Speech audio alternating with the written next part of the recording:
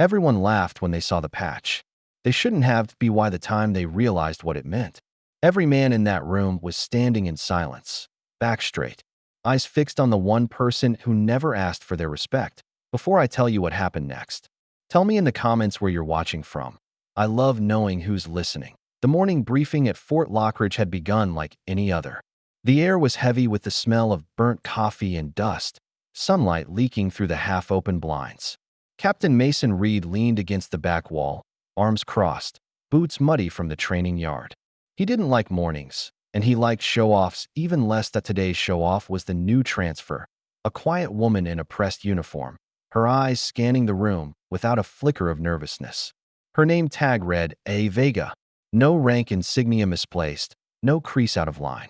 But on her shoulder, right above the left pocket, was a patch, small, black, and almost plain, except for the silver falcon etched into its center.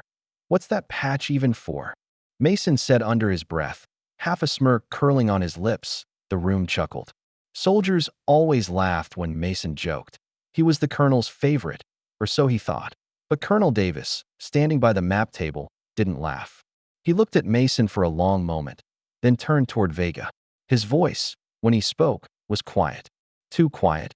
"Only 5 officers have earned that in 20 years, he said. "You might want to sit down, Captain." The laughter died instantly. Vega didn't move. She simply adjusted her sleeve, her gaze never leaving the colonel's. And in that silence, that sharp, breathless silence, everyone felt the air shift. It started years before that moment, though none of them knew it. Back when Lieutenant Adriana Vega was still stationed overseas, part of a covert search and rescue unit no one ever spoke about out loud. They called it Falcon's Reach, but even that name was classified beyond clearance. Their mission profiles read like ghost stories. Operations with no survivors expected, no recognition given. They went where others wouldn't. They came back when others couldn't. The patch Mason had mocked, that simple silver falcon, was not an award. It was a grave marker worn by the living. The colonel continued, his words slicing through the heavy air. "That patch is issued to officers who've pulled a man out of enemy fire after being declared MIA. It's earned in blood, not ceremony."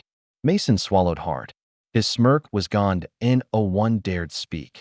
Vega gave a short nod, not to the colonel, but to the silence itself, as if acknowledging the ghost behind it. Then she turned back to her seat, unbothered, calm. But there was something in her eyes, not pride, not arrogance. Something heavier, regret. Outside, the wind howled across the compound. Dust spun in small whirlwinds between the tents. Inside, the briefing went on, but no one could focus. Mason tried, but every time he looked at Vega, that patch burned in his mind. He wanted to apologize. But how do you say sorry to someone whose courage you can't even comprehend? Later that afternoon, he found her sitting alone by the motor pool, boots crossed, staring at the horizon where the desert met the sky. "I didn't mean to," he started. "You did," she interrupted softly. "But it's fine." Her tone wasn't angry. It was tired. The kind of tired that comes from years of carrying other people's nightmares. Mason hesitated, then sat beside her. For a moment, neither spoke. The sound of wind filled the space between them. She finally broke the silence. "Do you know what it's like," she said quietly, "to bring someone home who isn't breathing?" Mason didn't answer. She turned to him, eyes distant. "It's not about medals or recognition. It's about what you see when you close your eyes at night. That patch? It's a reminder, not an honor." Her words lingered like smoke. That evening, Mason stayed late in the training yard, running drills long after the others had gone. He couldn't shake her voice, the calm weight of it. He'd spent years chasing approval, promotions, commendations, applause. But Vega had something different. Something earned in silence. A week later, their unit was called into a real mission, a flash flood in the northern hills. A convoy trapped, civilians missing, communications down. It wasn't war. But it might as well have been. The storm hit like a hammer. Rain slicing sideways, mud swallowing tires whole. Mason led one team. Vega, another. The sound of water roaring down the gorge drowned out everything but instinct. The landslide hit without warning, a wall of earth and rock cascading into their path. Mason's radio went dead. His vehicle flipped, water surging through the cracks. For a moment, he thought it was over. Then, through the chaos, a shadow. Someone was there. The door wrenched open. Cold air hit his face. A hand grabbed his collar. Vega. She pulled him out, one arm hooked under his vest, dragging him through the current, boots slipping, grit cutting into her palms. When they finally reached solid ground, both gasping for air, Mason realized her patch was gone, torn away in the flood. She didn't even notice. Hours later, when the rescue was over and the sun had begun to rise through the dissipating storm, Mason sat beside the wreckage, staring at the horizon. Vega was helping the medics tend to the injured, her hands steady despite the tremor in her shoulders. That's when Colonel Davis arrived.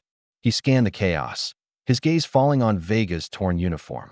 He walked over, quietly removed something from his pocket, and handed it to her. A new patch. The silver falcon gleamed faintly in the dawn light. She didn't want to take it, but the colonel's expression left no room for argument. "This isn't for saving him," he said, nodding toward Mason. "It's for not hesitating." She looked at Mason then, and for the first time, a small, tired smile touched her lips. Back at the base, the story spread fast. Soldiers whispered about it in the mess hall, in the corridors, on the shooting range. One laughed this time. They stood when she entered a room. Not because of rank, but because of what she represented. And Mason? He never joked about insignias again. In fact, he started wearing one of his own, not a patch, but a small tag on his vest, engraved with a single word: respect. Months passed, and Vega eventually transferred again, as quietly as she'd arrived. The day she left, Mason watched from the gate as her convoy disappeared into the distance. He thought of all the things he wished he'd said, and all the things she didn't need to hear, because some people don't carry stories. They carry proof, because courage isn't loud. It's the quiet decision to act when no one's watching. And sometimes, the smallest patch on a soldier's uniform tells the biggest story of all. If this story moved you, take a second to share where you're watching from in the comments. I always love hearing your stories too. And if you believe courage still lives in silence, hit that subscribe button. There are more stories waiting for you here.